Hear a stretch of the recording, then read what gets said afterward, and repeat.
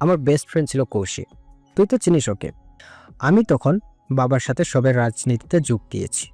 তখনই ওর সাথে পরিচয় হয় আমার। মামুন তালুকদারের একমাত্র আদরের ছেলে ছিল কৌশিক তালুকদার। বাবার সাথে বাণিজ্য মন্ত্রী মামুন তালুকদারের সম্পর্ক সব সময়ই খুব ভালো ছিল। সেই সম্পর্কের জের ধরেই আমার আর কৌশিকের সম্পর্কটাও বন্ধুত্ব থেকে প্রিয় বন্ধুতে পরিণত হয়। আমাদের বন্ধুত্বের 2 বছরের মাথায় কৌশিকের লাশ পাওয়া যায় বাবার পার্টি অফিসের সামনে। তখন আমি আর কৌশিক দুজনেই রাজনীতির মাঠে দ্রুত খেলোয়াড়, সবে মন্ত্রিত্ব পেয়েছি আমি। ওই সময়টাতে মামুন তালুকদার আর বাবার মাঝেও কিছু একটা নিয়ে ঝামেলা চলছিল। বাবার ডান হাত আমি ছিলাম, তাই সবাই ভেবে নেই খুনটা আমিই করেছি। কিন্তু উপযুক্ত প্রমাণ না থাকায় কেউ কোনো পদক্ষেপ নিতে পারে না। মামুন তালুকদার অবশ্য আমাকে ফাঁসানোর চেষ্টা করেছিল, বাট পারেনি। এরপর কেটে যায় 1 বছর। হঠাৎ বর্ষার দিনে বৃষ্টির মধ্যে আমার গাড়ি জ্যামে আটকা পড়ে। সেদিন দেখা মিলেছিল এক শুভ্র পরীর। তাকে দেখে আমার হৃদয় কিছু সময়ের জন্য থমকেছিল। মেয়েটার অনুমতি ব্যতীতই সেদিন ওর পিক তুলেছিলাম। বাসায় এসে মেয়েটার সব ডিটেলস কালেক্ট করি। জানতে পারি মামুন তালুকদারের একমাত্র মেয়ে আরিশা তালুকদার। এইসব কালো জগৎ থেকে নিজের মেয়েকে সরিয়ে রেখেছিলেন উনি। তাই আমি চিনতাম না আরিশাকে। নিজের মনে জন্ম নেওয়া এক টুকরো অনুভূতি ওই বদ্ধ ঘরের মধ্যেই মাটি চাপা দিলাম। তার ঠিক 1 সপ্তাহ পরে মেয়েটা নিজে থেকেই আমার সাথে কথা বলতে আসে। আমি সেদিন অবাকের 7ম পর্যায়ে পৌঁছেছিলাম। তারপর নিজেদের মাঝে টুকটাকে কথা বলা, নিয়ম করে দেখা করা শুরু হয়। এক সময় নিজের অজান্তেই ভালোবেসে ফেলি আরিশাকে। নিজের অনুভূতি বোঝার জন্য আমি আরও কিছু দিন সময় নিই। দিন শেষে সেই একই ফলাফল। তাই আমি কোনো ভনিতা না করেই আরিশাকে মনের কথা জানাই। ভিতরে ভিতরে আপসেট ছিলাম প্রত্যাখ্যানের ভয়ে, কিন্তু এমন কিছুই ঘটেনি। ওকে প্রপোজাল দিয়ে জানতে পারি ও নিচেও আমাকে ভালোবাসে। ব্যাস, আর কিসের অপেক্ষা? বাবাকে জানাই। বাবা মামুন তালুকদারের নাম শুনে নকচ করে দেন। আমি সবটা আরিশাকে জানাতেই আরিশা আমাকে বলে ওই সবটা ম্যানেজ করে নেবে। ঠিক তার পরের দিন মামুন তালুকদারের সঙ্গে আরিশা আমাদের বাসায় আসে, তাও বিয়ের প্রস্তাব নিয়ে। মামুন তালুকদার আর বাবার সম্পর্কটাও ঠিক হয়ে যায়। ধুমধাম করে আমাদের বিয়ে হয়। একাধারে কথাগুলো বলে থামে আয়াস। সময় সকাল 6টা। চারিপাশ কুয়াশায় আচ্ছন্ন হয়ে স্পষ্ট দেখা যাচ্ছে সবকিছু, ঠিক আয়াসের ভবিষ্যতের মতো। হৃদিতা রায়চৌধুরী বাড়ির ফুলের বাগানের সামনে দাঁড়িয়ে আছে।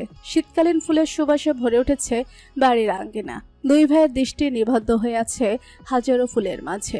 আয়াসের জন্য আজকের সকালটা একটু অন্যরকম। ক্ষণে ক্ষণে বুকটা অযথাই ভার হয়ে উঠছে। এগুলো তো জানি, নতুন কিছু বলো। হৃদিতের কথায় আয়াস হাসে। তো বিয়ে ঠিকঠাকভাবেই হয়। বিয়ের রাতে জানতে পারি আমার ভালোবাসার মানুষটা আমাকে বিয়ে করেছে তার প্রতিশোধ নেওয়ার জন্য, তার ভাইয়ের মৃত্যুর প্রতিশোধ নিতে। এতদিনের ভালোবাসা সবটাই ছিল তার অভিনয়। ওই সময় একদম ভেঙে পড়েছিলাম আমি। পরক্ষণে নিজেকে নিজেই সামলিয়ে কৌশিকের মৃত্যুর রহস্য উন্মোচনের কাজে লেগে পড়ি। 3 মাস সময় নিয়ে সব সত্য জানতে পারি। সব জেনে আমি অবাক কম, ব্যথিত হয়েছিলাম বেশি। মামুন তালুকদার নিজের স্বার্থের জন্য নিজের ছেলেকে খুন করেছিলেন, যাতে আমাকে খুনি বানিয়ে আমার কেরিয়ার নষ্ট করতে পারে। কিন্তু এমন কিছুই তো হয়নি। কৌশিকের প্রাণ ছিল আরিশা। ওর ভাই বোন কম, বন্ধু ছিল বেশি। তাই ওই জানোয়ার নিজের মেয়েকে কাজে লাগায়। আরিশাকে মিথ্যে বলে ওর মধ্যে প্রতিশোধের আগুন জ্বালিয়ে আমাকে আমাদের চৌধুরী বংশকে ধ্বংস করতে পাঠায়। কিন্তু আফসোস, ওই জানোয়ার জানে না ভালোবাসার কাছে এইসব প্রতিশোধ বড়ই তুচ্ছ। তাহলে স্বীকার করছো কি? তুমি এখনো আরিশাকে ভালোবাসো? ভালোবাসা তো পাপ না। ভালোবাসা কি আর ভালো খারাপ দেখে হয়? কতই তো নিজেকে আটকে রাখতে চেষ্টা করলাম। শেষ রক্ষার হলো কোথায়, বরং আগের থেকেও এখন বেশি ভালোবাসি। আয়েশের কথায় হৃদিতের 2 চোখের পাতায় মেহরিমার মুখটা ভেসে ওঠে। এই জন্যই বোধহয় মেহরিমা হৃদিতকে নিজের অজান্তেই এতটা ভালোবেসে ফেলেছে। আরিশাকে সত্যিটা বলছো না কেন? ও বিশ্বাস করবে না, আর বিশ্বাস করলেও এত বড় সত্যি ও কখনো মেনে নিতে পারবে না। বাবা ভক্ত মেয়ে কিনা। সত্যিটা জানাও, আর একটা সুযোগ দাও। এতগুলো বছর একসাথে কাটালে, ওকে ছাড়া হয়তো তুমি ভালো থাকতে পারবে না। হৃদিতের কথায় আয়েশের বুক থেকে ভারী দীর্ঘশ্বাস বের হয়। মিলান হেসে বলে, ভালো থাকা যে যেতে দেয় একমাত্র সেই জানে কতটুকু চেষ্টার পরেও একটা মানুষ হাল ছেড়ে দিয়ে তার ভালোবাসার মানুষটাকে যেতে দেয়। যেতে দিচ্ছ কেন? নিজের করে রেখে দাও। সে তো যেতে চাচ্ছে না, তুমি জোর করছো। যে আমার দুঃখ কষ্টগুলো বোঝে না সে আমার কি বুঝবে? আর আমারে না বুঝলে সেখানে ভালোবাসা রইল কোথায়? ভালোবাসা ছাড়া একটা সম্পর্ক বয়ে বেড়ানো মোটেও সহজ নয়। একতরফা ভালোবাসায় সব হয় না। আয়েশের কথায় হৃদিত সূক্ষ্ম হেসে বলে, বিশ্বস্ত আর বিশ্বাসঘাতক দুইটা কিন্তু খুব কাছের মানুষেরাই হয়। তোমার চোখ কান মুখ আরো খোলা রাখা উচিত মন্ত্রী সাহেব। আর হ্যাঁ, আরিশা তোমার ক্লাসমেট ছিল। হৃদিতের কথায় আয়েশের কপালে ভাঁজের সৃষ্টি হয়। তবে কি ওর জানার এখনো বাকি আছে? হৃদিত ততক্ষণে সদর দরজার দিকে হাঁটা ধরেছে। ওর কাজ শেষ, কিছুটা দূরেই আরিশা দাঁড়িয়ে আছে। সবটা শুনে বুক ফেটে কান্না আসছে। বাবা এতটা নিচে কিভাবে নামতে পারলো? নিজের ক্যারিয়ারের জন্য ভাইয়াকে বলিদান দিয়ে দিল। মানুষের জীবন এদের কাছে কি এতটাই তুচ্ছ? পরক্ষণেই আয়াসের কথা বলাগুলো শুনে মনে পড়ে, মানুষটাকে 3টা বছর অযথাই কষ্ট দিল, একটা সুন্দর জীবন নষ্ট করে দিল। নিজেকে বড্ড অপরাধী মনে হয় আরিশার। ভাগ্যিস হৃদিতকে এখানে নিয়ে এসেছিল, না হলে তো সত্যটা কখনোই জানা হতো না আরিশার। সময় 10টা। চৌধুরী বাড়ির সকলের ড্রয়িং রুমে উপস্থিত হয়েছে। হৃদিত ব্যতীত সবার চোখে পানি। অ্যাডভোকেট এসেছে আয়াস আরিশার ডিভোর্স পেপার হাতে দিয়ে। আয়াসের হাতে কলম, হাতটা থরথর করে কাঁপছে। 3বার চেষ্টা করেও সাইন করতে পারেনি। হঠাৎ করে কলমটা শব্দ করে টেবিলে রেখে চোখ বড় করে জোড়া বন্ধ করে নেয়। মাথাটা সোফায় এলিয়ে দেয়। আরিশা মনে মনে খুশি হয়, এই ভেবেছে আয়াস ডিভোর্স দেবে না। সকাল 7টার সময় যখন আয়াসের মুখ থেকে শুনেছিল আজ 10টায় ওদের ডিভোর্স হবে, তখন থেকেই বুকে চাপা কষ্ট অনুভব হচ্ছে আরিশার। এই কয়েক ঘন্টার ব্যবধানে ও বুঝে গেছে ওর মনের কোথাও একটু ভালোবাসার জন্ম হয়েছে আয়াসের জন্য। আর এটা সম্পূর্ণ নিজের অজান্তেই হয়েছে, তাই তো এতদিন বুঝতে পারেনি। কিন্তু শেষ সময় সেটা বুঝে আদৌ বা কি কিছু করার আছে? অদূরেই দাঁড়িয়ে নীরব চোখে সবটা দেখছে হৃদিত। দেখছে ভালোবেসে ব্যর্থ হওয়া একটা ছেলের জীবন শেষ। আয়াস নিজের লালচে চোখ জোড়া খুলে তাকায়, সবাইকে অবাক করে দিয়ে সাইন করে দেয়। অতঃপর আর 1 সেকেন্ডও না দাঁড়িয়ে দোতলায় উঠে চলে যায়। আরিশা অনুভূতি শূন্য চোখে আয়াসের যাওয়া দেখতে থাকে। উপস্থিত সকলে চোখ দিয়ে পানি গড়িয়ে পড়ে। আরিশাকে সাইন করতে বলা হলেও হায়ময় করে কান্না করে দেয়। ডিভোর্স দিতে পারবে না, দৌড়ে উপরে চলে আসে। জোরে জোরে দরজা ধাক্কাতে থাকে। আয়াসের কোনো সাড়া শব্দ নেই। আরিশা কাঁদতে কাঁদতে বলে, আমাকে আরেকটা সুযোগ দাও আয়াস, তোমাকে ভালোবাসি আমি তোমাকে ডিভোর্স দিতে পারবো না আয়াস, আমার হাত দিয়ে ওই সাইন হবে না। তৎক্ষণাৎ দরজাটা খুলে যায়। দরজায় বিধ্বস্ত অবস্থায় দাঁড়িয়ে আছে আয়াস, চোখে পানি নিয়ে মুচকি হাসে। তোমার মন থেকে বলা ভালোবাসি কথাটা শোনার খুব ইচ্ছে ছিল আমার। সেই ইচ্ছা আজ পূরণ হলো। আমাকে করুণা করার জন্য ধন্যবাদ। সাইনটা করে দিও, আমার ড্রাইভার তোমাকে বাসায় পৌঁছে দিয়ে আসবে। আমাদের এত স্মৃতি তুমি ভুলে ভালো থাকতে পারবে? একটা সুন্দর ভবিষ্যতের জন্য কিছু খারাপ স্মৃতি থাকা প্রয়োজন। এমনটা করো না আয়াস, আমি বাঁচতে পারবো না। পৃথিবীর সবচেয়ে ভয়ঙ্কর দৃশ্য কি জানো? আরিশার চোখে জল নিয়েই নাবোধক মাথা নাড়ায়। তা দেখে আয়াস হাসে। মেয়েটা সত্যিই বোকা। চেনা মানুষের অচেনা রূপ। আয়েশ মুখের উপর দরজা বন্ধ করে দেয়, যেটার অর্থ বহন করে আরিশার জন্য আয়েশের জীবনের দরজাটা সারা জীবনের জন্য ঠিক এভাবেই বন্ধ। মস্তিষ্ক কথাটা উপলব্ধি করতে ওখানে ধপ করে বসে পড়ে আরিশা।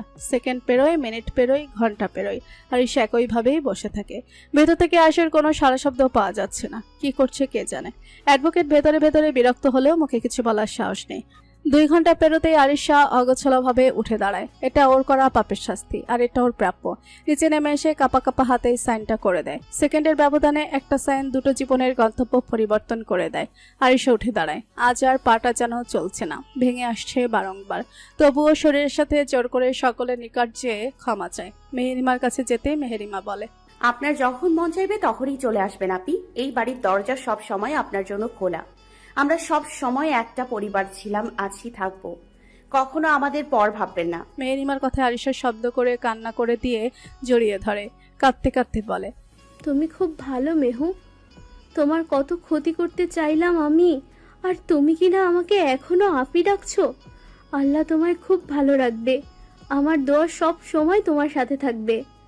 মেহেরিমাকে ছেড়ে দিয়ে শ্রেয়া চৌধুরীর নিকট আসে। বলেন হেসে আস্তে করে বলে, নিজের হাতে আপনার দুটো ছেলের জীবন নষ্ট করার চেষ্টা করেছেন আপনি। একটার জীবন তো শেষ পর্যন্ত নষ্ট করেই দিলেন। মা নামের কলঙ্ক আপনি। আয়াস সত্যটা জানলে আপনাকে মা বলে কখনো পরিচয় দেবে না। তবে ভয় পাবেন না, আমি কিচ্ছু বলবো না। আপনার ছেলে যথেষ্ট বুদ্ধিমান, নিজেই সব সত্য খুঁজে বের করে নিবে। কথাগুলো বলেই কাঁপায়ে কাঁদতে কাঁদতে বাড়ি থেকে বেরিয়েছে আরিশা। ড্রাইভারের সাহায্য করতে চাইলেও তা করতে দেয় না। দোতলার একটা রুমের জানালা থেকে সিক্ত দুটো চোখ একদৃষ্টিতে চেয়ে থাকে আরিশার প্রস্থানের দিকে। বুকে তার তীব্র রক্তক্ষরণ হচ্ছে। পেয়ে হারানোর যন্ত্রণা বোধে একেই বলে। আরিশা মেইন গেটের সামনে এসে থামে, ঘাড় ঘুরিয়ে শেষবারের মতো চৌধুরী বাড়িটাকে দেখে নেয়। দৃষ্টি চেয়ে আটকায় নির্দিষ্ট একটা ঘরের দিকে। পরিচিত দুটো চোখের সাথে দৃষ্টি মেলে যায়, বুকটা কেঁপে ওঠে। মলিন হেসে কিছুক্ষণ সেদিকে তাকিয়ে থাকে, অতঃপর সোজা রাস্তা বরাবর হাঁটা ধরে। গন্তব্যস্থল অজানা। আরিশা শুধু এটুকু জানে, আর কখনো হাওলাদার বাড়িতেও ফিরবে না।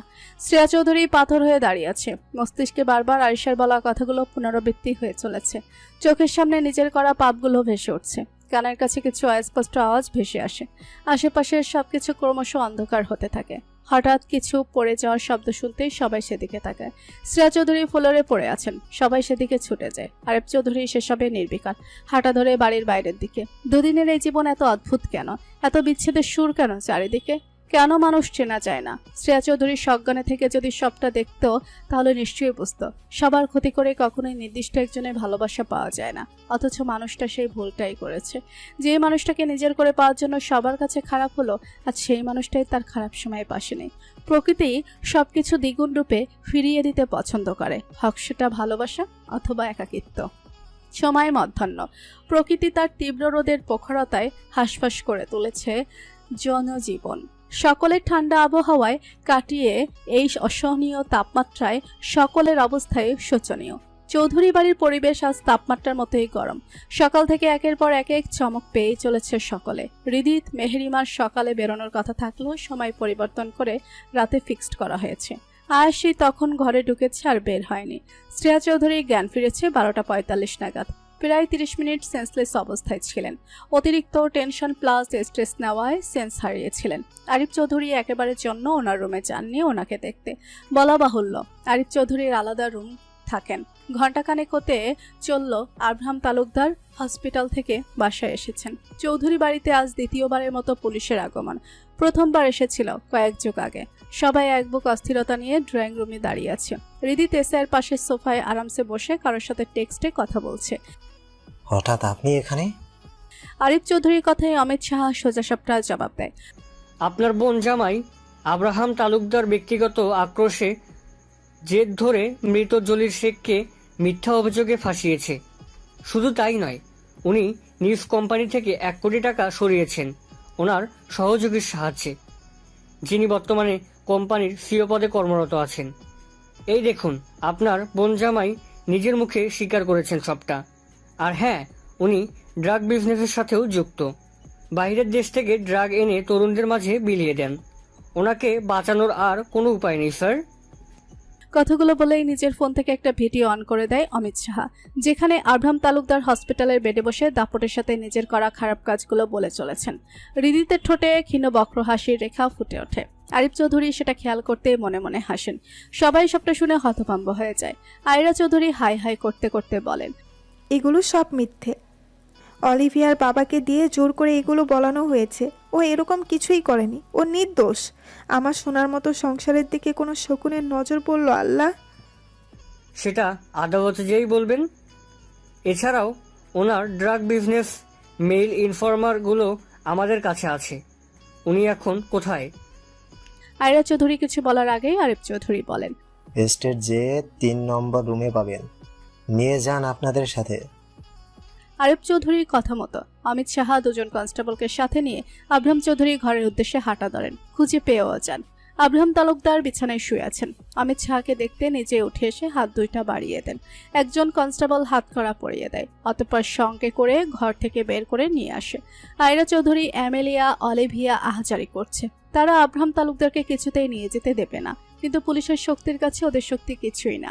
অ্যামেলিয়া অলিভিয়া আজ নিজের বাবার জন্য কান্না করছে, অথচ কিছুদিন আগে ওদের মতোই কারোর বাবাকে মৃত্যুর দ্বার প্রান্তে পৌঁছে দিয়েছিল। নিয়তি কখন কাকে কোথায় দাঁড় করিয়ে দেয় বোঝা মুশকিল। বাড়ির সকলে নীরব দর্শক, আজ তারা যেন সত্যের পক্ষে। এই সব কিছু দেখেও দেখছে না। আয়রা চৌধুরী কোনো উপায় না পেয়ে কাঁদতে কাঁদতে আরিফ চৌধুরীর নিকট এগিয়ে যান। ভাইজান, আপনি কিছু করবেন না?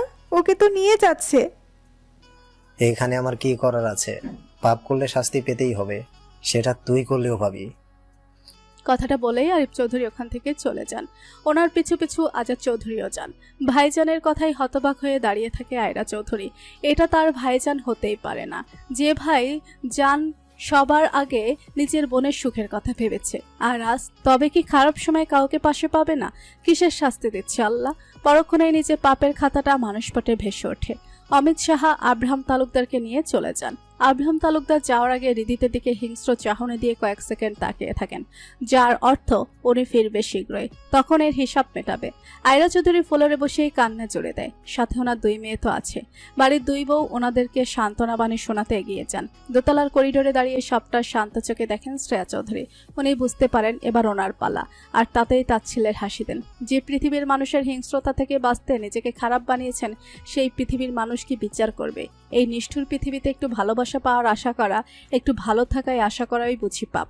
শ্রেয়া চৌধুরী নিজের রুমে চলে যান। এত কিছু হয়ে যাওয়ার পরেও মেহেরিমার ঠোঁটে মুচকি হাসে। যারা বাবাকে কেড়ে নিয়েছে তাদের শাস্তি তো নিজেও হাতে দেবে। প্রতি সেকেন্ড মৃত্যু যন্ত্রণা অনুভব করিয়ে তবেই মারবে।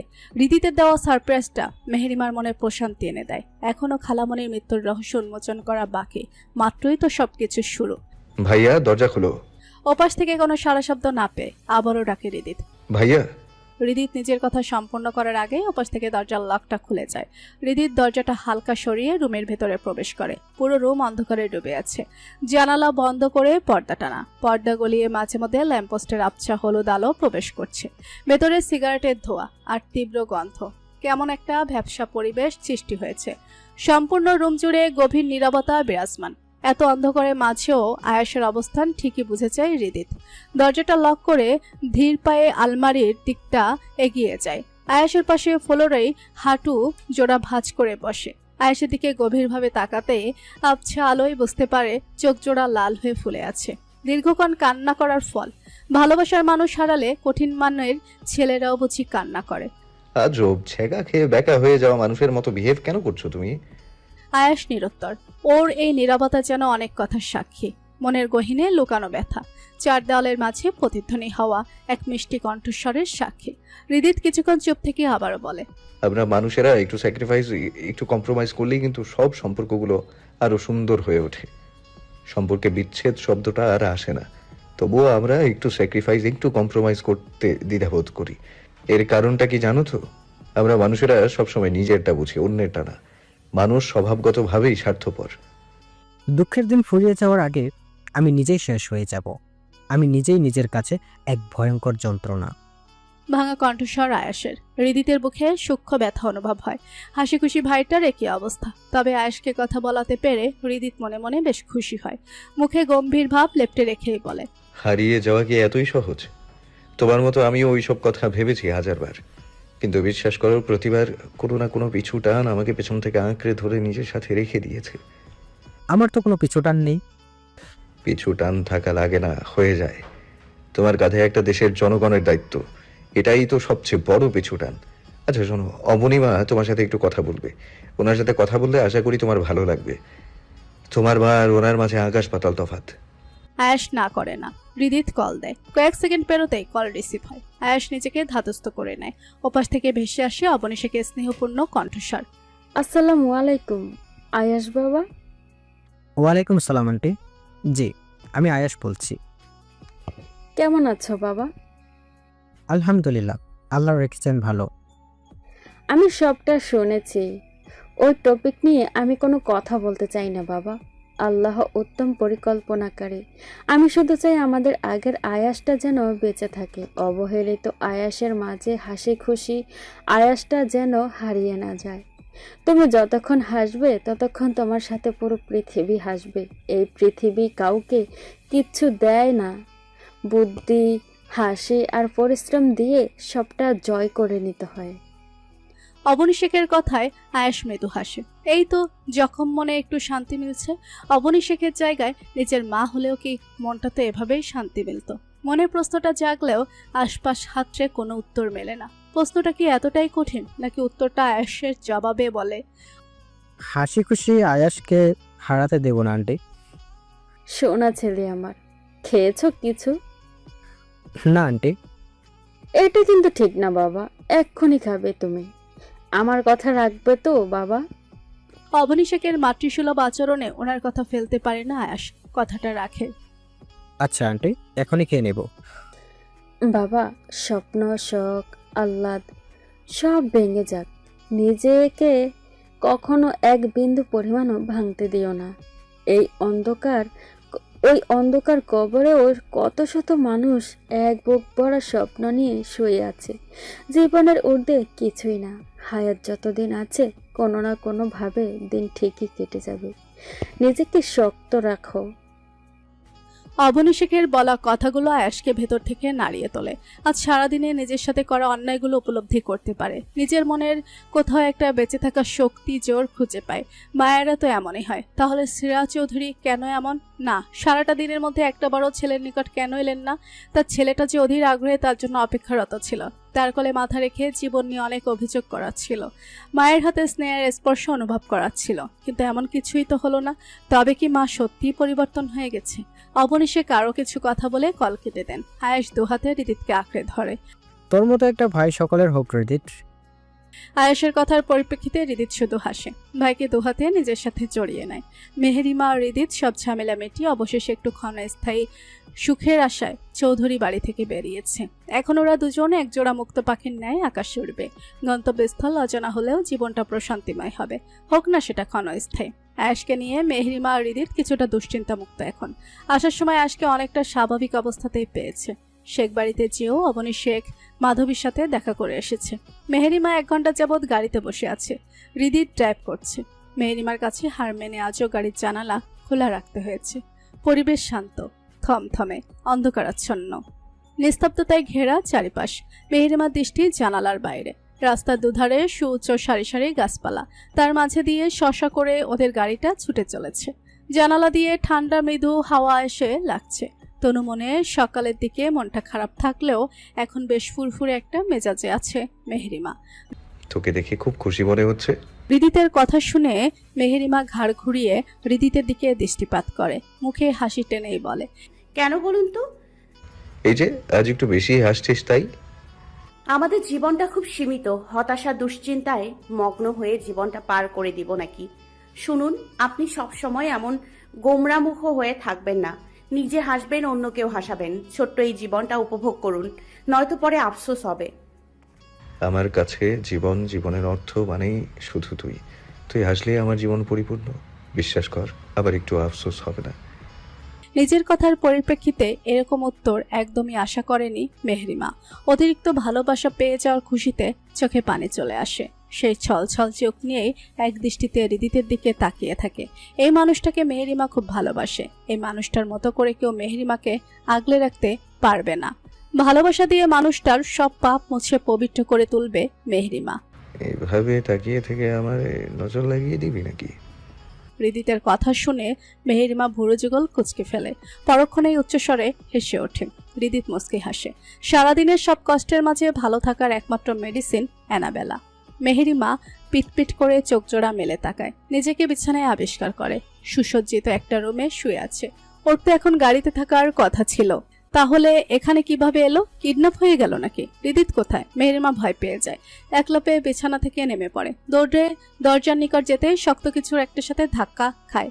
ব্যালেন্স হারিয়ে পড়ে যেতে নিলে শক্তপোক্ত একটা হাত এসে মেহেরিমার কোমর জড়িয়ে নিজের বুকের উপর ফেলে। মেহেরিমা ততক্ষণে ভয়ে চোখ জোড়া বন্ধ করে ফেলেছে। এভাবে দৌড়াচ্ছিস কেন? পড়ে গেলে কি হতো? রিদিতের কণ্ঠস্বর কর্ণধার হতেই মেহেরিমা চট করে চোখজোড়া খুলে তাকায়। রিদিতকে নিজের সাথে আরো শক্ত করে জড়িয়ে ধরে। রিদিত ঘটনা যা বোঝার বুঝে যায়। মেহেরিমার মাথায় আলতো করে হাত বুলিয়ে দিয়ে বলে, তুই ঘুমিয়ে পড়েছিলিস তাই আর জাগাইনি। এটা আমার বাগান বাড়ি, আমরা দুটো দিন এখানে থাকবো। মেহেরিমা নিজেকে ধাতস্থ করে জড়িয়ে থাকা অবস্থাতেই বলে, কি ছেলে, তোর জন্য বিরিয়ানি রান্না করছিলাম। আপনি রান্না পারেন? অবিশ্বাস্য কণ্ঠস্বর মেহেরিমার। হৃদিত মৃদু হেসে বলে, তোর জামাই সব পারে। এখন কয়টা বাজে? মধ্যরাত 12টা বাজে। আমি নিচে যাচ্ছি, তুই এখানে বসে রেস্ট নে, আমি খাবার নিয়েই চলে আসবো। এক প্রকার আতকে উঠে বলে মেহরিমা। হৃদিত মুস্কি হাসে, ইশারায় পিছু পিছু আসতে বলে। হৃদিতের শার্টের এক অংশ ধরে পিছু পিছু হাঁটতে থাকে মেহেরিমা। নিচতলায় নেমে ড্রয়িং রুমে দাঁড়িয়ে অবাক চোখে পুরো বাড়িটা দেখতে থাকে। একটা ছোটখাটো ডুপ্লেক্স বাড়ি এটা। ঘরের ওয়াল, সোফা সেট থেকে শুরু করে সবকিছুই ব্ল্যাক কালারের। ড্রয়িং রুমের প্রতিটা ফার্নিচার কাচের তৈরি। সবকিছুতেই আধিপত্যের ছোঁয়া লেপ্টে আছে। কি সুন্দর বাড়িটা। হৃদিত ততক্ষণে খাবারের প্লেট নিয়ে উপস্থিত হয়েছে। মেহেরিমাকে আবারও ইশারা করে রুমের দিকে হাঁটা ধরে। মেহেরিমা আগের মতোই শার্টের একাংশ ধরে হৃদিতের পিছু পিছু রুমে হাজির হয়। ফ্রেশ হয়ে আয় যান। হৃদিতের কথা মতো মেহেরিমা ফ্রেশ হতে চলে যায়। 10 মিনিটের ব্যবধানে ফ্রেশ হয়ে আসে। হৃদিত আগেই ফ্রেশ হয়েছে। এখানে এসে বস সানশাইন, আমি খাইয়ে দিচ্ছি তোকে। মেহেরিমা লক্ষ্মী মেয়ের মতোই যে হৃদিতের পাশেই ডিভানে বসে। হৃদিত যত্ন সহকারে খাইয়ে দিতে থাকে। মেহেরিমা পুরো ঘরে একবার চোখ বুলিয়ে নেয়। এই ঘরেরও বেডশিট থেকে শুরু করে সব ব্ল্যাক কালারের। ঘরের ফার্নিচারগুলো ড্রয়িং রুমের মতোই কাচের তৈরি। ঘরের ফার্নিচার বলতে একটা ওয়াল আলমারি, একটা ডিভান, একটা ক্যাবিনেট, একটা ড্রেসিং টেবিল আর একটা বেড, ব্যাস। অতিরিক্ত কিছুই নেই। মেহেরিমা ধারণা করে নেয় পুরো বাড়ির ডেকোরেশনও বোধ হয় এমনই। মেহেরিমা পেটে কথা চেপে রাখতে না পেরে বলে, আপনার কি ব্ল্যাক আর পার্পল কালার ফেভারিট? হু ওয়াই? চৌধুরী বাড়িতে আপনার রুমের ডেকোরেশন পার্পল আর এখানে ব্ল্যাক, তাই বললাম। পার্পল কালার আমার কাছে স্পেশাল আর ব্ল্যাক কালার আমার ফেভারিট। পার্পল কালার স্পেশাল কেন? আমার জীবনে প্রথম বসন্ত এনেছিল একটা পার্পল ফেরি। শীতের কুয়াশাচ্ছন্ন ভোরে ধোঁয়াশা দেখেছিলাম তাকে। আপনারও ভালোবাসার মানুষ ছিল? ইভেন এখনো আছে। হৃদিতের কথায় মেহেরিমার মুখটা মলিন হয়ে যায়। হৃদিত মেহেরিমা ছাড়া অন্য কাউকে ভালোবাসতো, আবার এখনো ভালোবাসে। কথাটা ভাবতেই বুক কেঁপে ওঠে মেহেরিমার। হৃদিত মেহেরিমার মুখের দিকে তাকিয়ে হাসে। সেই হাসিতে মেহেরিমার গা জ্বলে ওঠে। কিরমিরিয়ে বলে, আপনার সেই সো কল্ড ভালোবাসার মানুষটা কে শুনি? আমার অ্যানাবেলা। কি আমি? কম্পন্নত কণ্ঠস্বর মেহেরিমার। হৃদিত মুখের হাসি প্রসারিত করে বলে, তখন তুই ক্লাস 3-তে পড়তিস। আমার রুমের জানালা দিয়ে এক কুয়াশা মাখা ভরে সেই প্রথম আবছা দেখেছিলাম তোকে। তোর মতো পুচকে একটা মেয়েকে দেখে আমার হৃদস্পন্দন বেড়ে গেছিল। কিছু সময়ের জন্য থমকে গেছিল আমার হৃদয়। তাহলে ভাব তোর কতটা ক্ষমতা। অতটুকু বয়সে হৃদিত চৌধুরীর মনে ভালোবাসার জাল বুনেছিস। হৃদিতের কথায় মেহেরিমার মুখের মলিনতা কেটে উজ্জ্বলতায় ছিঁড়ে যায় গাল দুটো। চোখে মুখে খুশির ঝিলিক ফুটে ওঠে। উৎফুল্ল কণ্ঠে প্রথমবারের মতো বলে বসে, খুব ভালোবাসি আপনাকে। আমার এই বদ্ধ পাগল হৃদিতকেই লাগবে, সব সময় এমনই থাকবেন কেমন? আর কোনো কথা না, চুপচাপ খেয়ে নে। আপনি তো কিছু বললেন না। কি বলবো? কিছু না। মনের কথা বোঝার জন্য আমার চোখের ভাষা, আমার করা পাগলামিগুলোই কি যথেষ্ট নয়? যথেষ্ট। আপনার চোখের ওই অতল গভীরতায় নিজেকে হারিয়ে বসেছি আমি। হৃদিত মুস্কি হাসে, কোনো প্রত্যুত্তর করে না। চুপচাপ খাইয়ে দিতে থাকে। কিছুক্ষণ পর নিজে থেকেই বলে, বিনা প্রকাশে তোকে নিজের থেকে অনেক বেশি ভালোবাসি আমি। হৃদিতের বলা এক লাইনের কথাটা মেহেরিমার মন কোঠরিতে বসন্তের দোলা দিয়ে যায়। মনটা ফুরফুরে হয়ে ওঠে। এই মানুষটার সাথে এক জনম কেন 7 জনমও অনায়াসেই কাটিয়ে দেওয়া যাবে। কিন্তু মেহেরিমা তো অতটাও ভাগ্যবতী না। মেহেরিমা চুপচাপ খেতে থাকে। তবে চুপ থাকার মতো মেয়ে মেহেরিমা না। আর সামনের মানুষটা যদি হৃদিত হয় তাহলে তো চুপ থাকতেই পারবে না। বকবক করে হৃদিতের মাথা খাওয়ার অভ্যাস কিনা 2 মিনিটের মাথায় অধৈর্য হয়ে আবারও প্রশ্ন করে, আপনার বাসাটা এমন নির্জন ভুতুরে কেন? কেমন একটা ভ্যাম্পায়ার ভাইব দিচ্ছে সবকিছুতে। তোর জামাই ভ্যাম্পায়ার, তাই তার সব কিছুতে ভ্যাম্পায়ার ভাইব দিচ্ছে। হৃদিতের কথায় মেহেরিমার মুখে থাকা খাবার গলায় আটকে যায়। হৃদিত দ্রুত পানি খাইয়ে দেয়। কয়েক মিনিটের ব্যবধানে মেহেরিমা নিজেকে সামলিয়ে বলে, আমাকে ভয় দেখাচ্ছেন কেন? ভয় কখন দেখালাম? তোর প্রশ্নেরই তো উত্তর দিলাম জাস্ট। মেহেরিমা জানে এখন এই টপিক নিয়ে কথা বললে হৃদিত ঘাটতাড়ামো করবে, তাই চুপ থাকা শ্রেয়।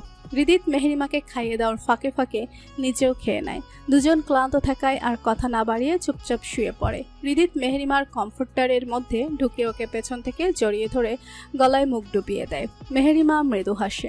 মেহেরিমার কাছে আজকের সকালটা একটু বেশি মনোমুগ্ধকর। হৃদিতের ব্যালকনিতে কমফোর্টার মুড়ি দিয়ে ডিভানে বসে শীতের সকালের পরিবেশ উপভোগ করছে। প্রকৃতির কুয়াশার চাদরে মোড়ানো একটু দূরে কিছু দেখার উপায় নেই। বাড়িটার চারিপাশে সুউচ্চ গাছের সারি, গাছের ডালপালার ফাঁক ফোকর দিয়েও দিবাকরে দেখা পাওয়া মুশকিল।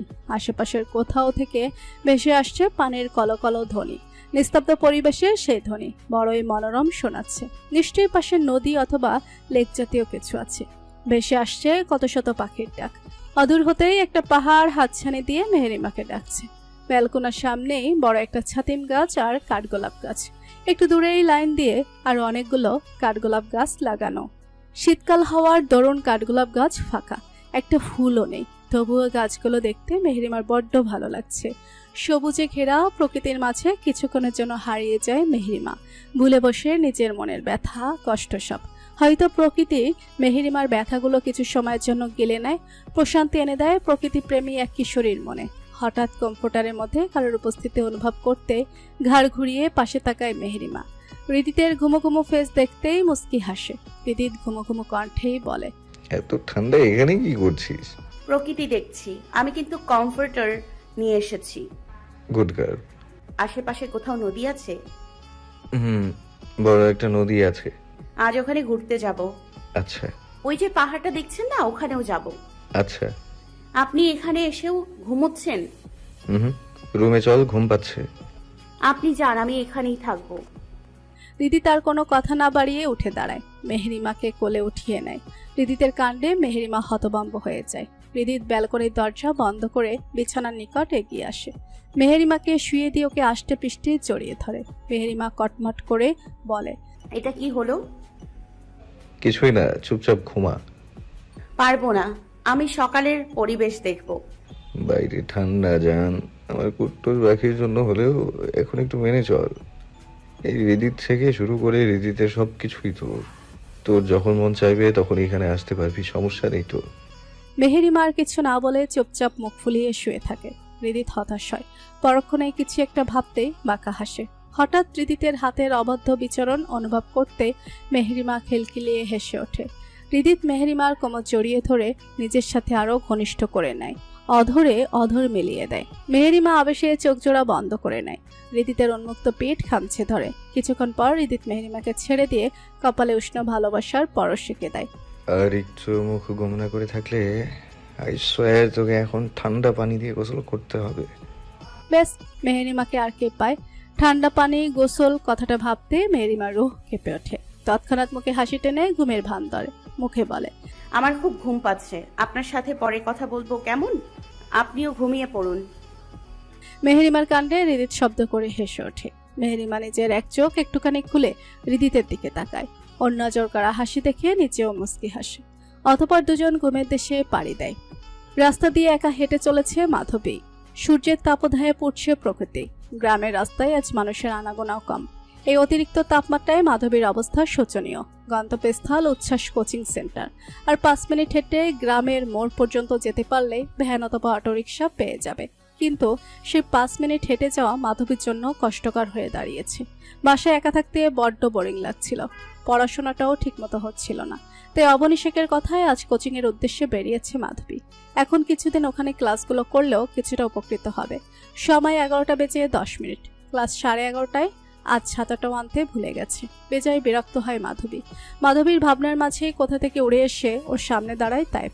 হঠাৎ কেউ এভাবে সামনে এসে দাঁড়ানোতে মাধবী ভরকে যায়। পরক্ষণেই তাইফকে দেখতে গলায় আটকে রাখা শ্বাসটুকু ফেলে। কোথায় যাচ্ছ মাধবীলতা? মাধবীলতা নামটা শুনতে মাধবী কিছুক্ষণের জন্য থমকায়। বুকের মাঝে একটা অদ্ভুত শিহরণ খেলে যায়। নতুন এক অনুভূতি জন্ম নেয়। কি এই অনুভূতির নাম মাধবীর জানা নেই। তবে মাধবীলতা নামটা শুনতে মনের বিরক্ত ভাব কেটে মনটা ভালো লাগায় ছেয়ে যায়। মাধবীর সময় নিয়ে আস্তে করে জবাব দেয়, কোচিংয়ে। হঠাৎ মাঝে তো যেতে না? বাসায় ভালো লাগছিল না, তাই আজ যাচ্ছি। এখন প্রতিদিনই যাবে নাকি? ঢাবির এক্সামের আগ পর্যন্ত রেগুলার যাব। কিন্তু আপনি কিভাবে জানলেন আমি কোচিংয়ে যাই না? মাধবীর পাল্টা প্রশ্নে তাইপ থতমত খেয়ে যায়। পরক্ষণেই মুস্কি হেসে বলে, ভাবি বলেছিল। ও আচ্ছা, পথ ছাড়ুন ভাইয়া, আমার লেট হচ্ছে। কি, তুমি আমায় ভাইয়া রাখলে? জি তো। প্রেজেন্ট ভাইয়া, ফিউচার ছাইয়া। কথাটা বলেই লাজুক হাসে তাইপ। মাধবী হতবাক হয়ে যায়। এই ছেলেকে যতটা ইনোসেন্ট ভেবেছিল ততটা ইনোসেন্ট এই ছেলে না। মাধবী আর কিছু না বলে পাশ কাটিয়ে সামনের দিকে হাঁটা ধরে। টাইপ ও প্যান্টের পকেটে হাত গুজে পিছু পিছু হাঁটতে থাকে। মাধবী পিছনে না তাকালেও সেটা অনুভব করতে পারে, আর তাতেই অধরে মুস্কি হাসি ফুটে ওঠে। চমকি চলেছে একা পথে, সঙ্গী হলে দোষ কি তাতে? রাগ করে না সুন্দরী গো, রাগলে তোমায় লাগে আরো ভালো। হঠাৎ এমন আজগুবি গান শুনতেই মাধবীর পাজোড়া আপনা আপনিই থেমে যায়। পেছনে ঘুরে তাকায়। টাইপ নিজের 28 পাটি দাঁত বের করে হাসছে। মাধবী কিয়ৎকাল মুগ্ধ চোখে সেই হাসির দিকে তাকিয়ে থাকে। হৃদয় থমকে যায়। এভাবে কয়েক মিনিট পেরোতেই মাধবী নিজের মনের মুগ্ধতা কাটিয়ে মিছে মিছে বিরক্তির ভাব ধরে বলে, আপনি কি আমায় টিচ করছেন? হুম, আমি তো নিজের পছন্দের একটা গান গাচ্ছিলাম। মাধবী হতাশ হয়। কথা বললে আরো কথা পড়বে। রাস্তায় দাঁড়িয়ে এভাবে কথা বলা ঠিক না। গ্রামের মানুষ নিশ্চয়ই সেগুলো ভালো চোখে দেখবে না। দিন শেষে তখন সব দোষ মাধবীর হবে। চৌধুরীর ধোয়া তুলসী পাতা কি না। মাধবী আর কথা বাড়িয়ে সামনের দিকে এগিয়ে যায়। তাইফও বিষয়টা বুঝতে পারে, আর পিছু নেয় না। মোড়ে পৌঁছাতেই অটোরিকশার দেখা মেলে। মাধবী অটোরিকশা উঠে বসে। আবারও আগের ন্যায় কোথা থেকে উড়ে এসে ড্রাইভারের পাশের সিটে বসে পড়ে তাইফ। ড্রাইভার চাচা তাইফকে দেখতেই খুশি হয়ে যায়। গাড়ি স্টার্ট দিয়ে নিজের 14 গোষ্ঠীর গল্প শোনাতে শুরু করেন। তাইফও মনোযোগী শ্রোতার ন্যায় সবটা শুনতে থাকে। মাঝে মাঝে ঘাড় ঘুরিয়ে পেছনে তাকিয়ে দুষ্টু হাসি দেয়। মাধবী না পারছে কিছু বলতে, আর না পারছে সহ্য করতে। মনে মনে বলে, ভারী দুষ্টু ছেলে। কোচিং এর নিকট আসতেই মাধবী নেমে পড়ে। ড্রাইভার চাচা ভাড়া নিতে না চাইলেও জোর করে ভাড়াটা হাতে ধরিয়ে দেয় মাধবী। অতঃপর নিজের ক্লাসের দিকে হাঁটা ধরে। তাইফ ততক্ষণে নেমে দাঁড়িয়েছে। অটোরিকশাওয়ালা চাচা চলে যেতেই তাইফও কিছুটা সামনে এগিয়ে যায়। রোদের তাপমাত্রা থেকে বাঁচতে একটা জাম গাছের নিচে আশ্রয় নেয়। ঘেমে গায়ে থাকা শার্টটা শরীরের সাথে লেপটে গেছে। মাধবী কিছু দূর যেয়েই থেমে যায়। পেছনে ফিরে তাকায়। তাইফের গভীর দৃষ্টির সাথে দৃষ্টি মিলে যায়। মাধবী কিছুক্ষণ চুপ থেকে বলে, চুমকির সঙ্গে হলে দোষ নেই, চুমকিও রাগ করবে না। কথাটা বলেই এক ছুটে নিজের কোচিং রুমে ঢুকে পড়ে মাধবী। তাইফ যেন নিজের কান দুটোকে বিশ্বাস করতে পারছে না। 2 মিনিট সময় নিয়ে নিজেকে ধাতস্থ করে পরক্ষণেই জিতে যাওয়ার ভঙ্গিতে শব্দ করে বলে ওঠে, ইয়েস। তাইফ খুশি মনে আরো কিছুক্ষণ ওখানে দাঁড়িয়ে থাকে। তারপর মুস্কি একটা হাসি দিয়ে অবদ্ধ চুলের ভাঁজে আঙ্গুল গলিয়ে দিয়ে গুনগুন করে গান গাইতে গাইতে উল্টো পথে হাঁটা ধরে। মাধবী জানালার পাশে লুকিয়ে সবটাই দেখে। বিড়বিড় করে বলে, পাগল একটা। পরক্ষণে ওর মনে পড়ে যায়, বাবা তো সবসময় বলতো মাধবী ওর খালামনির মতো হয়েছে। ভাগ্যটা আবার খালামনির মতো হবে না তো। মাধবীর মুখে তামাশা নেমে আসে। সময় বিকেলবেলা। গাছের নিচে একটা বড় পাথরের উপর বসে আছে মেহেরিমা। আজ একটা পার্পল কালারের জর্জেট শাড়ি জড়িয়েছে শরীরে। হাঁটু সমান দীঘল কালো চুলগুলো ছেড়ে দেওয়া। চোখে হালকা করে কাজল টেনেছে। ঠোঁটে নুট কালারের লিপস্টিক দিয়েছে।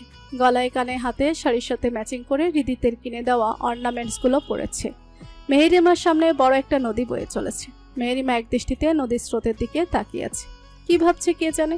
পাশে হৃদিত বসে আছে। হৃদিত আজ একটা পার্পল কালারের পাতলা শার্ট আর হোয়াইট কালারের গ্যাবারিন প্যান্ট পরেছে। চোখে সবসময়ের ন্যায় সানগ্লাসও আছে। এর জন্য বিশেষ কোনো কারণও নেই। হয়তোবা নিজের অদ্ভুত চোখ দুটো লোকচক্ষুর আড়ালে লুকিয়ে রাখতে পছন্দ করে। নদীর ঠান্ডা ঝিরিঝিরি বাতাসে দুজনের মন প্রাণ জুড়িয়ে যাচ্ছে। পরম আবেশে পরিবেশটা উপভোগ করছে একজোড়া লাভবার্ডস। দুজনের মাঝে নীরবতা বিরাজমান। মেহেরিমা নীরবতা ভেঙে বলে, এই নদীর নাম কি? আমি অ্যাকুরেট নামটা জানি না, তবে এই এলাকাটা হচ্ছে খ্রিস্টানদের। ওরা এই নদীকে ইচ্ছাপুরন নদী নামেই ডাকে। এই নদীর কাছে কিছু চাইলে সেটা নাকি পাওয়া যায়। ও আচ্ছা, উদ্ভট চিন্তা ভাবনা। হুম। আচ্ছা, আপনি না থাকলে আপনার বাগান বাড়িতে আর কেউ থাকে না? থাকে তো, কেয়ারটেকার চাচা। তুই আসবি বলে ওনাকে ছুটি দিয়েছি। আমাদের প্রাইভেট মোমেন্টসে যেন একটু ডিস্টার্ব না হয় সেজন্য। হৃদিতের বলা কথাটা শুনে মেহেরিমা অবাক হয়ে যায়। পরক্ষণেই ভাবে ওর জামাইকে দিয়ে সব সম্ভব। মেহেরিমা বেশ ব্যঙ্গ করেই বলে, খুব ভালো কাজ করেছেন আপনি। ডক্টর ইউনুস আপনাকে নোবেল দেওয়ার জন্য হারিকেন জ্বালিয়ে খুঁজছে। আই নো, আমি সবসময় ভালো কাজই করি। বুক ফুলিয়ে গর্বের সাথে বলে হৃদিত। কিছু একটা ভেবে ভ্রুজোড়া কুচকে তৎক্ষণাৎ আবারও বলে, বাট নোবেল কি ডক্টর ইউনিসের নিজের সম্পত্তি? উনি আমায় দেবেন কিভাবে? আমি কি জানি, মুখে ওনার নাম আসলো বলে দিলাম, ব্যাস হয়ে গেল। আপনাকে কেন এত গভীরে যে ভাবতে হবে? আজব তো, সে যার সম্পত্তি হয় হবে। মেহেরিমার কথায় হৃদিত ভেবাচেকা খেয়ে যায়। বউয়ের অনেক রূপই তো দেখেছে, এটা আবার কোন রূপ কে জানে। প্রতিদিনই তো নতুন নতুন রূপ দেখেই চলেছে, আর কত রূপ যে দেখতে হবে আল্লাহ ভালো জানে। আমাদের শেষটা সুন্দর হবে তো। আমার সব অপ্রাপ্তির মাঝে একমাত্র প্রাপ্তি আপনি। আপনাকে আমি হারাতে চাই না। মেহেরিমার প্রশ্নে হৃদিত চুপ হয়ে যায়। এর উত্তর হৃদিতের কাছে নেই। বুকের মাঝে যন্ত্রণাগুলো কিলবিল করে ওঠে। একদিকে নিজের ভালোবাসা, অন্যদিকে নিজের জন্মদাত্রী মা, দুজনকেই তো ভালোবাসে হৃদিত। মাকে কি কোনোদিন পরিবর্তন করতে পারবে না হৃদিত? ছেলের শূন্যতাকে কখনো মা নামক মানুষটা অনুভব করতে পারবে না? মেহেরিমা হৃদিতের মনের অবস্থা বুঝতে পারে। নিজের মনের কষ্ট ক্ষত সবটা নিজের কাছেই রেখে কথা ঘুরিয়ে নেয়। দিন শেষে নিজের ক্ষত নিজেকেই সারতে হয়। মানুষ ওই মলম লাগিয়ে দেওয়া পর্যন্তই ঠিক আছে। ওই পাহাড়ে যাব। মেহেরিমার কথায় হৃদিতের ধ্যান ভাঙে। মুখে মুচকি হাসি ফুটিয়ে বলে, কাল সকালে যাব পাহাড়ে, তোর জন্য একটা সারপ্রাইজ আছে। সত্যি? উৎফুল্ল কণ্ঠস্বর মেহেরিমার। হৃদিত মৃদু হেসে হাসিচুক মাথা নাড়ায়। মেহেরিমার অভিনয়টা খুব সহজেই বোঝা যায়। বুক থেকে চাপা দীর্ঘশ্বাস বেরিয়ে আসে। মুখে বলে, যে হাসি নীরবে নিজের সবটুকু ব্যথা লুকাতে জানে, সেই হাসি বোঝার ক্ষমতা সবার থাকে না, তাই না এনাবেলা? কিন্তু বিশ্বাস কর, তোর প্রতিটা শ্বাস প্রশ্বাস আমি বুঝি। আমার জীবনে সব কিছুর ঊর্ধ্বে তুই। তুই যতক্ষণ আছিস ততক্ষণ এই আমি আছি। তোর থেকেও আমি অনেক বেশি ভালোবাসি তোকে। এই সম্পূর্ণ আমিটার থেকে অনেক বেশি। মেহেরিমার মুখে মৃদু হাসি ফুটে ওঠে। বুকে প্রশান্তির হাওয়া ছড়িয়ে পড়ে। ওরা দুজন পুরো বিকাল জুড়ে আরো অনেক জায়গায় ঘোরাঘুরি করে। মেহেরিমার মন খারাপ সবটুকু ভালো হয়ে যায়। সন্ধ্যায় শহরের মধ্যে একটা রেস্টুরেন্টে খেতে যায় ওরা। রেস্টুরেন্টটা বাইরে থেকে দেখতে অনেক বিলাসবহুল লাগে। মেহেরিমা রেস্টুরেন্টের ভেতরে ঢুকেই অবাক চোখে সবটা দেখতে থাকে। রেস্টুরেন্টটা চোখ ধাঁধানো সুন্দর। হৃদিত মেহেরিমার পছন্দ মতো কিছু খাবার অর্ডার করে। আধা ঘন্টার ব্যবধানে ওয়েটার এসে ওদের টেবিলে খাবার দিয়ে যায়। মেহেরিমা হালকা পাতলা খায়, বেশি খেতে পারে না। ওয়াশরুমে যাওয়ার কথা বলতে হৃদিত মেহেরিমাকে ওয়াশরুমে নিয়ে যায়। নিজে একটু দূরে থাকা বেসিংয়ের নিকট যে হাতটা ধুয়ে নেয়। হঠাৎ একটা ফোন কল আসায় হৃদিত ফোনে কথা বলতে ব্যস্ত হয়ে পড়ে। হাঁটতে হাঁটতে বেশ অনেকটা সামনে এগিয়ে যায়। 5 মিনিট পরে মেহেরিমা ওয়াশরুমের দরজা খুলতে একটা মধ্যবয়স্ক অপরিচিত লোককে দরজার সামনে দাঁড়িয়ে থাকতে দেখে। ও ভয় পেয়ে যায়। লোকটা দরজার সামনে দাঁড়িয়ে লালসার চোখ দিয়ে মেহেরিমাকে গিলে খাচ্ছে। মেহেরিমা অত্যন্ত ঘাবড়ে যায়। চোখের সামনে সেই ভয়ঙ্কর রাতের দৃশ্য ভেসে ওঠে। আশেপাশে তাকিয়ে হৃদিতকে খুঁজতে থাকে, কিন্তু কোথাও হৃদিতের দেখা মেলে না। ওয়াশরুমটা আপসাইডে হওয়ায় এদিকে মানুষের আনাগোনাও কম। এবার ভয়ে অন্তরাত্মা শুকিয়ে যায় মেহেরিমা। শুকনো ঢোক গেলে শীততাপ নিয়ন্ত্রিত পরিবেশ থেকেও দরদরিয়ে ঘামতে শুরু করে। পরক্ষণে নিজেকে শান্ত করে এখান থেকে বাঁচার উপায় ভাবতে থাকে। লোকটা কুৎসিত হেসে বলে ওঠে, সুন্দরী রমণী, ভয় পাচ্ছ নাকি? আমার সামনে বাঘ ভাল্লুক কিছুই তো দাঁড়িয়ে নেই, তাহলে ভয় কেন পাবো আঙ্কেল? সামনে থেকে সরে দাঁড়ান, আমি বাইরে যাব। কথাটা বলে লোকটাকে পাশ কাটিয়ে চলে যেতে নিলে লোকটা মেহেরিমার ডান হাত চেপে ধরে। মেহেরিমা কয়েক সেকেন্ড নিজের হাতটার দিকে তাকিয়ে থাকে। তারপর হঠাৎ করে লোকটার মেইন পয়েন্টে জোড়া লাথি মেরে বসে। লোকটা এমনটা একদম আশা করেনি। মেহেরিমার হাত ছেড়ে দিয়ে ওখানেই বসে পড়ে। মেহেরিমা এক দৌড়ে ওখান থেকে পালিয়ে যেতে নিলেই হৃদিতের সাথে ধাক্কা খায়।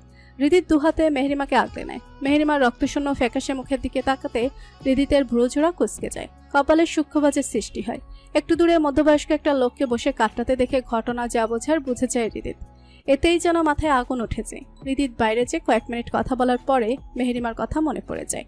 দ্রুত কল কেটে ওয়াশরুমের দিকে হাঁটা ধরে। ওর এনাবেলা একা ভয় পাবে এই ভেবে, কিন্তু এখানে সে এমন একটা দৃশ্য দেখবে কখনো কল্পনাও করেনি।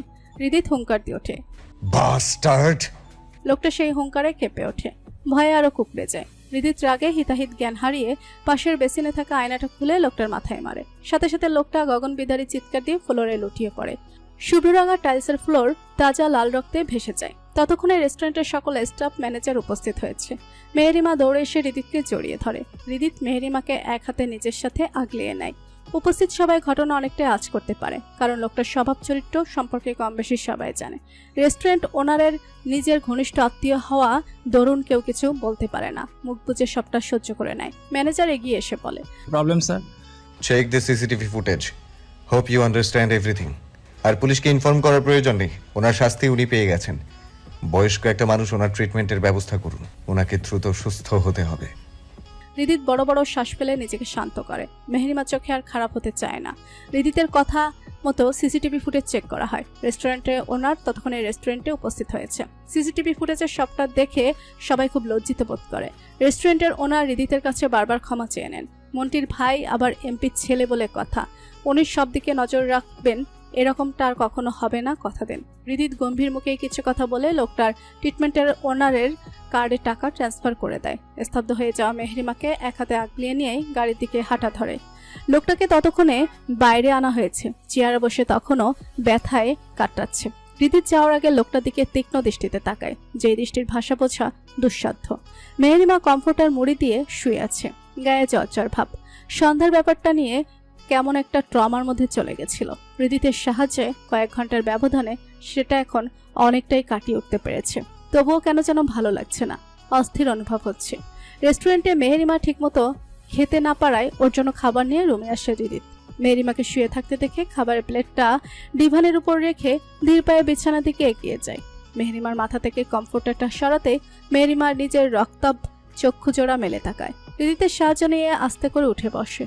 মেহেরিমার করুণ দৃষ্টি সেকেন্ডের ব্যবধানে হৃদিতকে ভেতর থেকে নাড়িয়ে তোলে। হৃদিত নিজের চোখ জোড়া বন্ধ করে নেয়। দ্বিতীয়বারের মতো নিজেকে খুব অসহায় অনুভব করে। পরক্ষণেই নিজেকে স্বাভাবিক করে আদুরে কণ্ঠে বলে, সরি অ্যানাবেলা, আমি কল অ্যাটেন্ড না করলে আজ তোর সাথে। হৃদিতকে আর কোনো কথা বলতে না দিয়ে মেহেরিমা নিজেই বলে, আপনি আছেন বলেই আমি নিরাপদ আছি। আর একটাও কথা না, যা হওয়ার হয়ে গেছে। আজ আপনার পরিবর্তন দেখে আমি খুব খুশি হয়েছি। আমার ভালোবাসার কত পাওয়ার দেখেছেন? আপনাকে পরিবর্তন করেই ছেড়েছে, আপনার হিংস্রতা কমিয়ে এনেছে। জান, আমার ক্ষুধা পেয়েছে, আজও খাইয়ে দিতে হবে কিন্তু। জো হুকুম রানী সাহেবা। সামান্য প্রজা হয়ে রানীর আদেশ অমান্য করার সাধ্য আছে নাকি আমার? একদম নেই। তাহলে গর্দান নিয়ে নেব। কথাটা বলেই হেসে ওঠে মেহেরিমা। এই মানুষের সান্নিধ্যে আসলে মনটা নিজের অজান্তেই ভালো হয়ে যায় মেহেরিমার। মানুষটা কোনো জাদুটুনা জানে নাকি, কে জানে। মেহেরিমার হাসির দিকে এক দৃষ্টিতে তাকিয়ে থাকে হৃদিত। সন্ধ্যা থেকে এই হাসিটা দেখার জন্যই ছটফট করছিল। ওই ব্লাডি বিসকে একদম ছাড়বে না। কলেজায় হাত দিয়েছে ওই জানোয়ার, সবচেয়ে কঠিন মৃত্যু দিবে ওকে। আজ যদি অ্যানাবেলার কিছু হয়ে যেত, হৃদিত আর ভাবতে পারে না, হাত জোড়া মুঠো করে ফেলে। সকাল সকাল ঘুম থেকে উঠে রেডি হয়ে বসে আছে মেহেরিমা। হৃদিতকে বারবার খোঁচাচ্ছে, তবু উঠছে না। মেহেরিমা দেয়াল ঘড়ির দিকে তাকিয়ে দেখে সকাল 5:50। 6:30টার আগে পাহাড়ে পৌঁছাতে হবে। কথাটা গতকাল রাতে হৃদিত নিজেই বলেছিল, অথচ বেটা এখন কেমন কুম্ভকর্ণের মতো ঘুমাচ্ছে। মেহেরিমা এবার অধৈর্য হয়ে হৃদিতের গায়ের উপর থেকে কমফোর্টার সরিয়ে নেয়। হৃদিত গভীর ঘুমে আচ্ছন্ন। হঠাৎ গায়ে ঠান্ডা অনুভব হতে আশেপাশে হাতটাতে থাকে। কোথাও কমফোর্টার না পেয়ে চোখ জোড়া মেলে তাকায়। মেহেরিমার দিকে নজর পড়তেই শুকনো ঢোক গিলে মেহেরিমার রণচণ্ডীর রূপ দেখতেই বুঝতে পারে এখন ওর আর নিস্তার নেই। Oh shit, baby, I'm sorry. Just give me 5 minutes. কথাটা বলে মেহেরিমাকে কিছু বলার সুযোগ না দিয়ে কেবিনেট থেকে শার্ট প্যান্ট নিয়ে ওয়াশরুমে দৌড় লাগায় হৃদিত। মেহেরিমা না চাইতো হেসে ওঠে। ঠিক 10 মিনিটের ব্যবধানে ফ্রেশ হয়ে বের হয় হৃদিত। এই প্রথম এত কম সময়ে ফ্রেশ হয়েছে। লেদার জ্যাকেট, টুপি, মোজা পরিধান করেই মেহেরিমাকে নিয়ে বেরিয়ে পড়ে। মেহেরিমাকে গিফটের মতো করে মরিয়ে এনেছে একদম। শুধু চোখ দুটো দেখা যাচ্ছে। হৃদিতের বাগান বাড়ির সবচেয়ে আকর্ষণীয় গাছ হচ্ছে কাঠগোলাপ গাছগুলো। মেন গেট থেকে ঘরের সদর দরজা পর্যন্ত রাস্তার দুপাশে লাইন দিয়ে কাঠগোলাপ গাছগুলো বুক ফুলিয়ে দাঁড়িয়ে আছে। মেহেরিমা দিনের বেশিরভাগ সময় এই গাছগুলোর নিচেই কাটায়। বাড়িটার আশেপাশে গভীর জঙ্গল, জন্তু জানোয়ারের বসবাস সেথায়। সেই সেফটির জন্য উঁচু করে প্রাচীর নির্মাণ করা বাড়ির চারিপাশ ঘিরে। মেন গেটটাও স্ট্রং করে বানানো।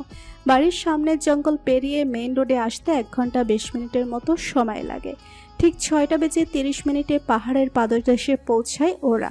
উঁচু নিচু রাস্তা হওয়ার দরুন গাড়ি আস্তে চালাতে হয়েছে, না হলে 20 মিনিটের রাস্তা। মেহেরিমা গাড়ি থেকে নামতেই মুগ্ধ চোখে চারিপাশটা দেখতে থাকে। পৌষের হাওয়া পাহাড় জুড়ে মুক্তদানার মতো স্বচ্ছ শিশিরের ফোঁটা। বেশ অনেক মানুষের আগমন এখানে। কেউ কেউ প্রকৃতির মাঝে মিশে গেছে, আবার কেউ কেউ ছবি তুলতে ব্যস্ত। এজন্য কবিদের বর্ণনা দেওয়া সেই সবুজের সমাহার। চোখ যত দূর যায় সবুজে আচ্ছন্ন সবটা। একটা পাহাড়ের গায়ে হেলে দাঁড়িয়ে আছে আরেকটা পাহাড়। মাকড়সার জালে কুয়াশার স্বচ্ছ ফোঁটাগুলো দেখতে একদম মুক্তোর মালার মতো দেখাচ্ছে। পাহাড়ের গা কেটে কেটে সিঁড়ি তৈরি করা হয়েছে। এতে পাহাড় প্রেমীদের হয়রানি অনেকটাই কমে গেছে। অনায়াসে উপরে উঠতে পারে, যদিও সকাল সকাল কুয়াশার ক্ষুদ্র ক্ষুদ্র ফোঁটার জন্য সিঁড়িগুলো পিচ্ছিল হয়ে আছে। হৃদিত মেহেরিমাকে কোলে উঠিয়ে নেয়। মেহেরিমা আতকে ওঠে। এই কি করছেন আপনি? নামান আমাকে। তুই চোখ দুটো বন্ধ কর, জান সারপ্রাইজ পেতে চাস না? মেহেরিমা হ্যাসূচক মাথা নাড়িয়ে চোখ জোড়া বন্ধ করে নেয়। হৃদিত মুস্কি হেসে কপালে ভালোবাসার পরশ সেঁকে দেয়। অতঃপর সাবধানে উপরে উঠতে থাকে। আধা ঘন্টা তো লাগবেই উপরে উঠতে। 5 মিনিট পেরোতে মেহেরিমা চোখ জোড়া খুলে তাকায়। আর কতক্ষণ? আর একটু।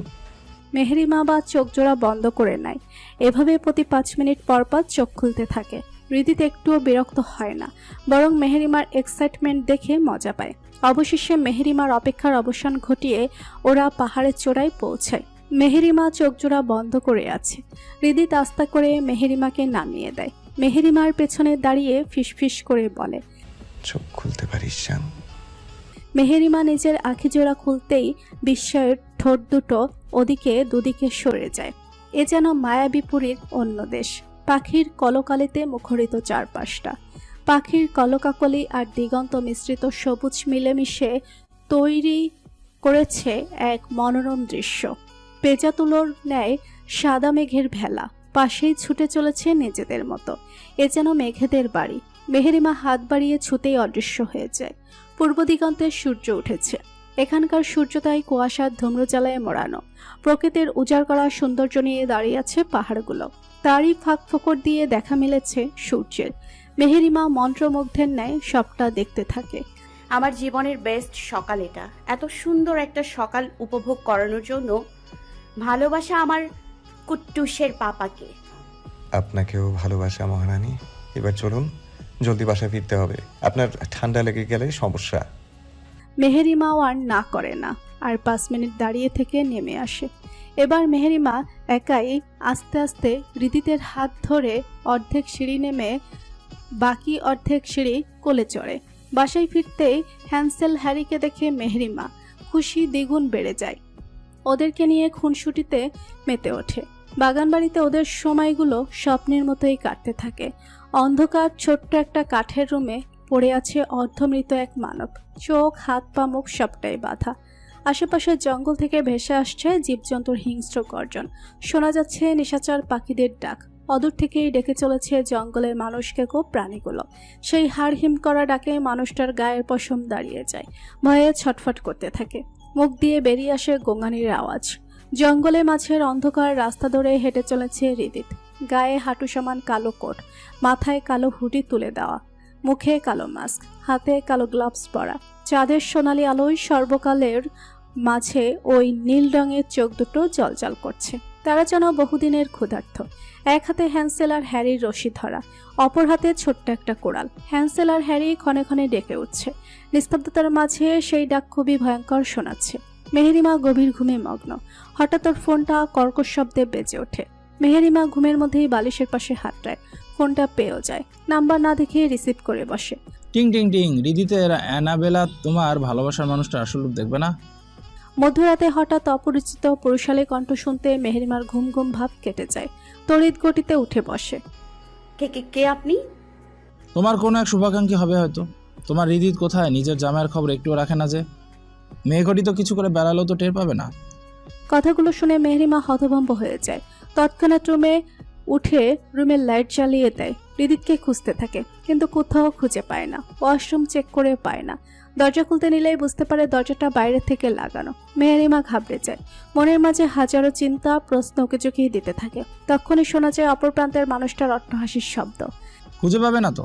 তোমার হৃদিত তো ওখানে নেই, তাহলে কিভাবে পাবে মেয়ে? হৃদিত কোথায়? ওর সাথে কি করেছেন আপনি? আহা, হাইপার হয়েও না মেয়ে। হৃদিতকে পেতে চাও তো নাকি? হ্যাঁ। কোথায় তোমার হৃদিত?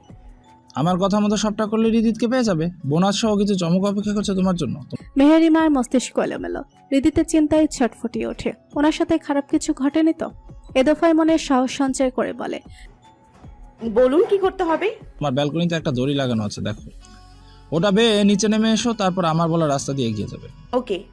কথাটা বলে মেহেরিমা গায়ে একটা সাদা রঙের শাল জড়িয়ে নেয়, হাতে একটা মোমবাতি জ্বালিয়ে ফোনটা নিয়ে অপরিচিত ব্যক্তির কথা মতোই ব্যালকনি দিয়ে দড়ি বেয়ে অনেক কষ্টের নিচে নেমে আসে। কাজটা মেহেরিমার জন্য মোটেও সহজ ছিল না। কিছুক্ষণ দাঁড়িয়ে থেকে মনে দ্বিগুণ সাহস জুগিয়ে ফোনটা লাউড স্পিকারে দিয়ে অপরিচিত ব্যক্তির কথা মতো হাঁটতে থাকে। মেন গেটের নিকট আসতে মেহেরিমা থমকে দাঁড়িয়ে পড়ে। দরজাটা খোলা, চোখের সামনে সব ধোঁয়াশা। মেহেরিমা যত সামনে এগোচ্ছে ততই গা ছমছম করে উঠছে। কুয়াশার চাদরে ঢাকা প্রকৃতি, অন্ধকারে আচ্ছন্ন হয়ে আছে চারিপাশ। মোমবাতির ক্ষীণ আলোয় রাস্তাটাও অস্পষ্ট দেখাচ্ছে। চাঁদের আবছা আলোয় জঙ্গলটা ভুতুড়ে রূপ ধারণ করেছে। গাছের উঁচু ডালে বসে মনের সুখে ডেকে চলেছে পেঁচা। গাছের পাতা থেকে টপ টপ করে কুয়াশা ঝরে পড়ছে। সেই শব্দে মেহেরিমা কেঁপে উঠছে বারবার। হঠাৎ কাটা জাতীয় একটা গাছের সাথে মেহেরিমার শালটা আটকে যায়। মেহেরিমা জোরপূর্বক শালটা টানতে ক্যাচক্যাচ শব্দে শালটা ছিঁড়ে যায়। নিস্তব্ধ পরিবেশে সেই শব্দে মেহেরিমার অন্তরাত্মা কেঁপে ওঠে। ফোনের অভ্যাসের ব্যক্তি তখন নীরব। কয়েক সেকেন্ড পেরোতে মেহেরিমা আবারও অপরিচিত ব্যক্তির নির্দেশ মতো হাঁটতে শুরু করে। একসময় গহীন জঙ্গলের মিডল পয়েন্টে চলে আসে। অদূর হতেই কয়েক জোড়া চোখ জলজল করতে দেখে। ভয়ে মেহেরিমার হাত পা অবশ্যই আসে। বুঝতে আর বাকি নেই সামনের প্রাণীগুলো কি। পিছু ফিরে দৌড় দিতে নিলে কিছু একটার সাথে হোঁচট খেয়ে ওখানেই মুখ থুবড়ে পড়ে যায়। দুহাতের উপর ভর দিয়ে পড়াতে পেটে খুব একটা ব্যথা পায় না। নিচের ঠোঁটের একাংশ ছিঁড়ে গলগলিয়ে রক্ত বের হয়ে আসে। মেহেরিমা প্রাণ বাঁচাতে দ্রুত উঠে ফোনটা হাতে নিয়ে ছুটতে থাকে। পেছনে বুনো শিয়ালগুলোও দৌড়াতে থাকে। হঠাৎ অন্ধকারে ডিঙিয়ে কয়েকটা তীর এসে লাগে শিয়ালগুলোর পায়ে। শিয়ালগুলো ওখানেই থেমে যায়, ব্যথায় কেটাতে থাকে। মেহেরিমা তখনও দৌড়াচ্ছে। পায়ের চটিজোড়া ততক্ষণে ছিঁড়ে কোথাও পড়ে গেছে।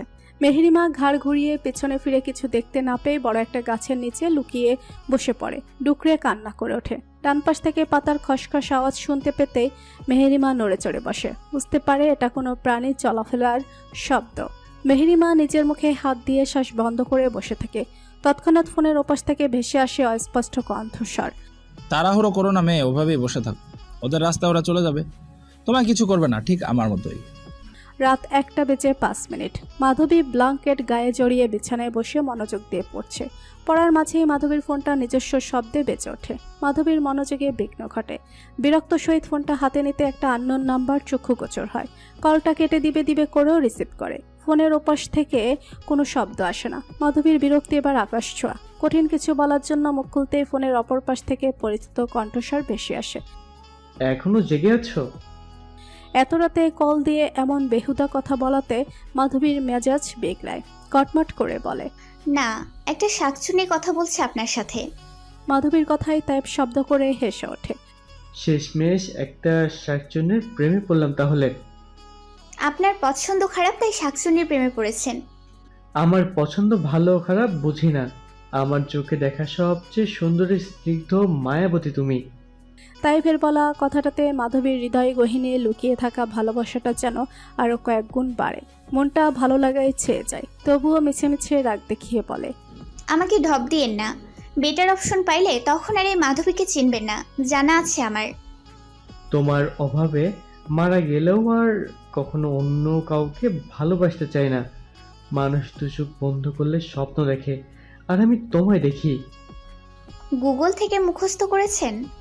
হুম, আমার হৃদয়ে থাকা সুপ্ত অনুভূতিগুলো। আচ্ছা, তুমি এত সহজেই সবটা মেনে নিলে আমার না বিশ্বাস হচ্ছে না। মনে হচ্ছে আমি স্বপ্ন দেখেছি। ঘুম ভাঙলেই আমার স্বপ্ন শেষ হয়ে যাবে। এত সহজে কোথায় আপনি কি মনে করেন এতগুলো মাস ধরে আমাকে ফলো করা, আমার বাসার আশেপাশে ঘুরঘুর করা, আমাকে দেখতে ভাইয়ার সাথে এ বাড়িতে আসা, এগুলো আমি লক্ষ্য করিনি? আর ভালোবাসা বোঝার জন্য মানুষের দুটো চোখই আনাফ। মানুষের মন মস্তিষ্ক মিথ্যা বললেও দুটো চোখ কখনো মিথ্যা বলে না। চোখের ভাষা সর্বদা সত্য। তাইফ মনোযোগ সহকারে মুগ্ধ হয়ে মাধবীর বলা কথাগুলো শোনে। ধরা পড়ে যাওয়ায় কিঞ্চিত লজ্জাও পায়। চলো কাল কোথাও ঘুরতে যাই। সময় নেই প্লিজ মাধবীলতা। 12:45 কোচিংয়ের সামনে দাঁড়াবেন। কথাটা বলে কল কেটে দেয় মাধবী। মুস্কি মুস্কি হাসতে থাকে। এই ছেলে কয়েকদিনেই মাধবীকে পাগল করে ছাড়বে। তাইফের খুশিও আকাশ ছোঁয়া। এই প্রথম মাধবীর সাথে একাকী বসে নিজের মনের কথাগুলো বলতে পারবে।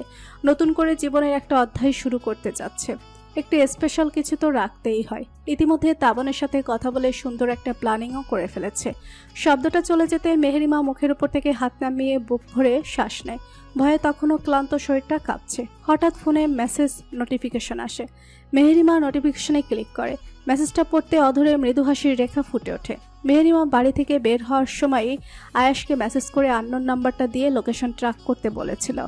মেসেজের কোনো উত্তর না পেয়ে ভেবেছিল ভাইয়া হয়তো ঘুমিয়ে পড়েছে। অপরিচিত ব্যক্তির অবস্থান জানতে মেহেরিমা মনের ভয় কাটিয়ে নিজের তেজস্বী সত্তায় ফিরে আসে। বলুন এবার কোন দিকে যেতে হবে? কণ্ঠে তেজস্বীয়তা বিদ্যমান। সেকেন্ডের ব্যবধানে মেহেরিমার পরিবর্তনে ফোনের অপর পাশে থাকা ব্যক্তিটা চমকায়।